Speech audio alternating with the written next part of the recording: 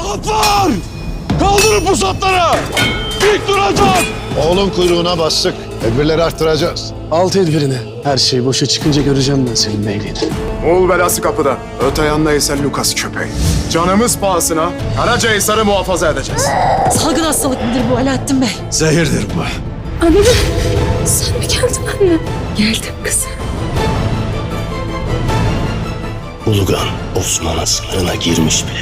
Gelişimizi sezemediler diye altlarına kızma. Hem biz istemezsek gökteki kartal bile bizi sezemez. Yerdeki, gökteki cümlesine yemin olsun. Bizim topraklarımıza geldiğiniz müddetçe biz her daim keskin pusat olacağız.